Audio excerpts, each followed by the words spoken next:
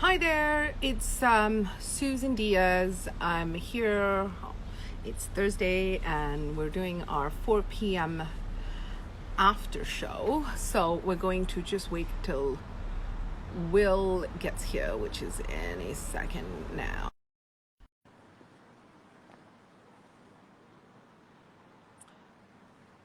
Here we go. Hi, I'm here. Oh, hi, Mitrin. Hi, Hi, Mitchell. Will. Hi, Susan. How's your backyard today? It's good. It's a nice warm day, Will. Yeah.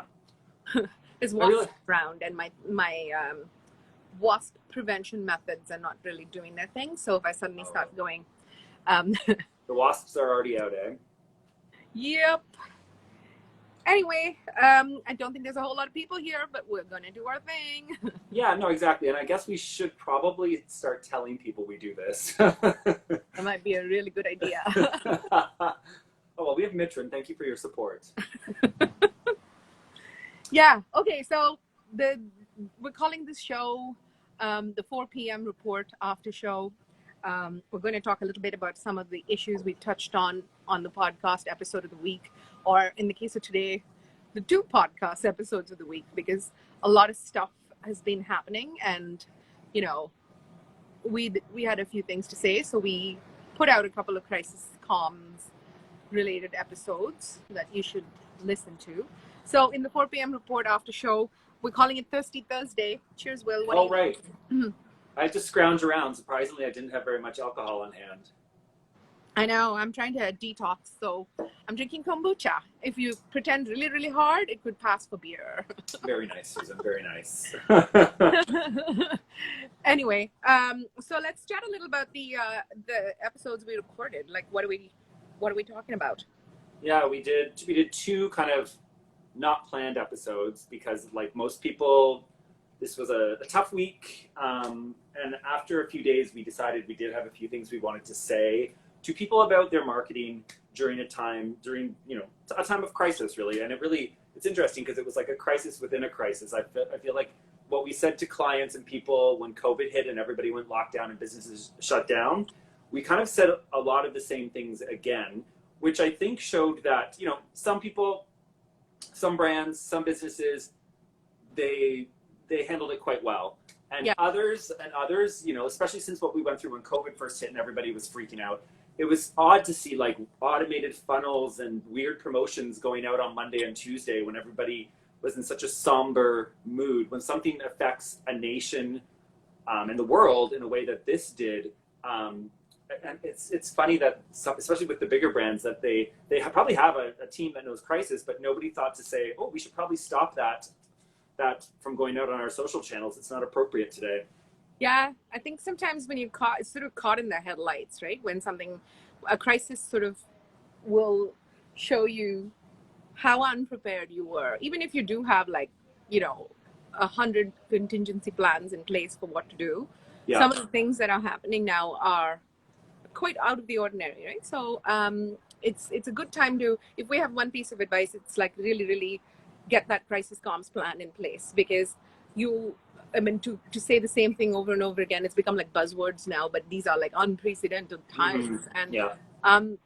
Whether you're small or large, I think in some ways the smaller businesses can move a bit quicker than the larger businesses with their big engines and many layers of compliance and things like that. But it's worth taking a little time to think about that. Like, I would spend, if you haven't already, this week should have been spent on that, but really think about what your crisis responses are on multiple levels. Reach out to your own teams if you have that capacity, or this is a good time to hire someone that knows what they're doing, because these problems are not going away, they're being spotlighted, right? So that's kind of what we were talking about. Have a little listen. The first episode is called Stop, Drop, and Roll, and it's 10 minutes long. It really talks about how to shut down the things that you had planned because they are tone deaf. Yeah.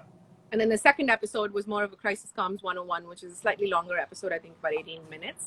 But in it, we talk about like a 5-step framework of what you should be thinking about and what to really say if you don't know what to say, right? And I thought, Susan, what inspired yesterday's episode, or that came out today technically, was a video that you had posted on LinkedIn, like early in the morning. You just shot yourself talking about. And I thought it was really, really great advice about when you do mess up, because brands, businesses, people, we're going to mess up, especially if we do want to take a stance, which many people do.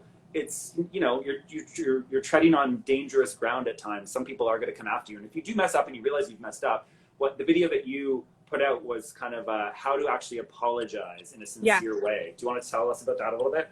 Yeah. No, it was just, it's quite simple, really. Resist the urge to say but after your apology. Just say, I'm sorry, and stop. You will be tempted to say much more than that, but don't do it, because there's nothing more disingenuous than a defensive, you know, filled with clauses kind of apology. So just don't do it. It's very self-indulgent.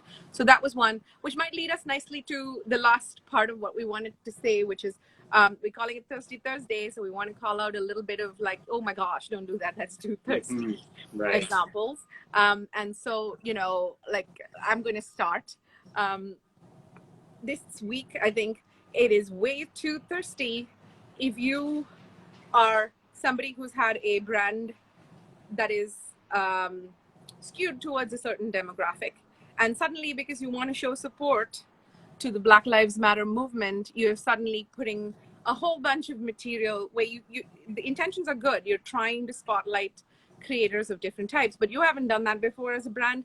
Don't start now. Don't start with like, here's pictures of my 3 Black friends. Not cool, guys. Like, that's way too thirsty. Like, it's best to be quiet in times like this than go out and say something that comes off as tokenism and disingenuous, because we're all people here and we must approach it with a great deal of respect.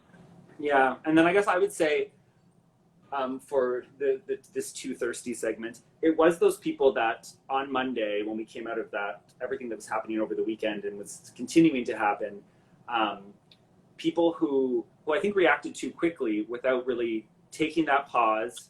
You know, that's what we recommend. Stop everything you're doing first and read the room, see what people are saying, figure out your key messaging, figure out, you know, does even saying something right now align with my brand's values, and all of that sort of stuff. And it was those people that just wanted to jump right away and say something too quickly.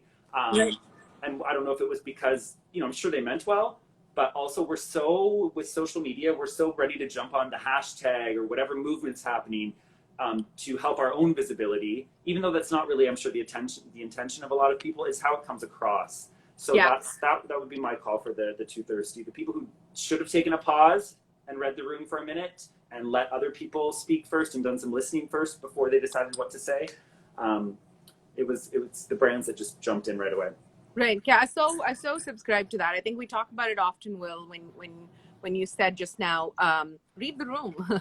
You know, you don't have to go in and be the first person to speak. Like, look around you and sense the tone and then deploy messaging. It's not a good idea to be silent. Let's say that. But choose your words carefully. The times merit it. So that right there is our quick Thirsty Thursday recap. Have a little listen to the podcast if that's your jam. There are a couple of videos on there on the site. And then next week, we're finally going to get to 50. We actually planned to do our 50th episode of our podcast, but there's just crazy stuff going on. So we've done these other, like, we did 49, then we did 49 and a half, then we did 49.75. We don't want to interrupt our plan for next week for 50, but who knows? Everything changes day by day. Who knows what's going to happen tomorrow? And that's right. 49.99999. Who knows?